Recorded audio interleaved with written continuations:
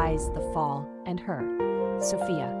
You just saw the flashes of the story that turned my world upside down. Now let me tell you how it all really began. My name is Jessica. I'm 28 years old, and until 6 months ago, I was the best football player in the world. At least that's what I believed. My life was a whirlwind of victories, trophies, and an arrogance I thought I had earned the right to have. I was untouchable, invincible, until I wasn't. It happened in a game, a sound, a sharp pop in my knee that silenced an entire stadium and my soul. That was it. A sound that separated my life into before and after. The diagnosis was brutal, an injury that could end my career. That's when they sent me to an elite rehabilitation clinic run by a miracle worker physical therapist, a strict 40-year-old woman who I was told wasn't impressed by magazine covers. I thought I was going there to fix my knee.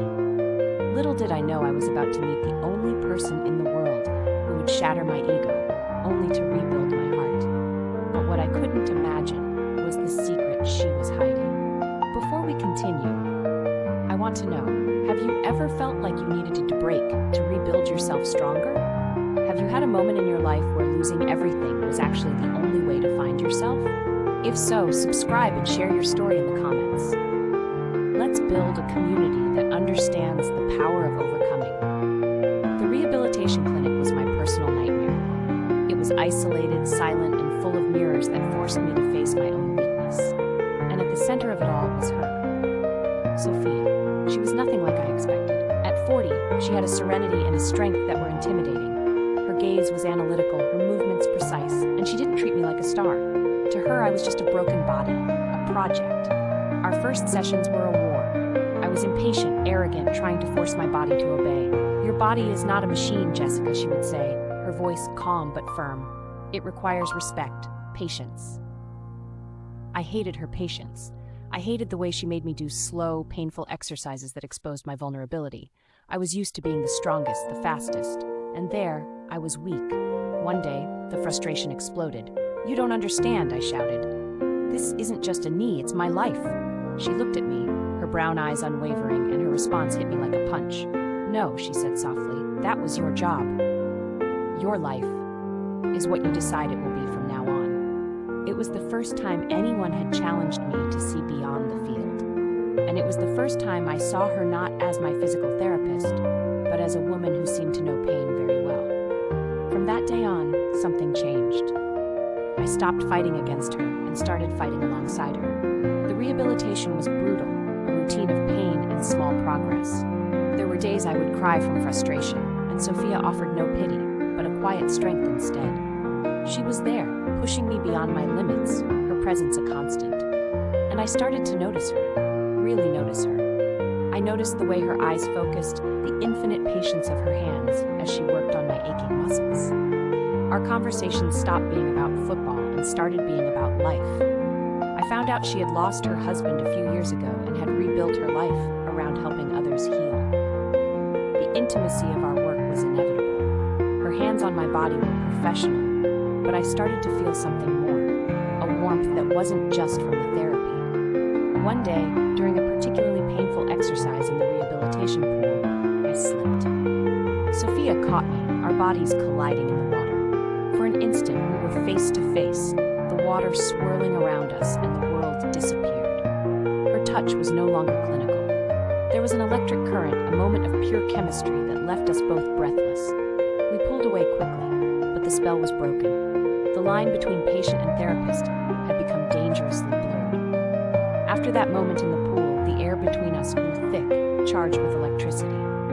Our sessions became a test of our willpower. Every necessary touch was a mix of therapy and a caress, every prolonged glance a silent conversation. The sensuality wasn't in obvious gestures, but in the restrained tension, in the shared vulnerability. She was healing my body, but she was awakening my heart in a way that both scared and thrilled me.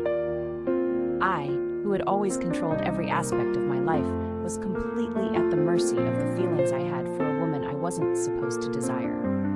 One night, she found me in the gym, trying to push an exercise beyond what she had recommended.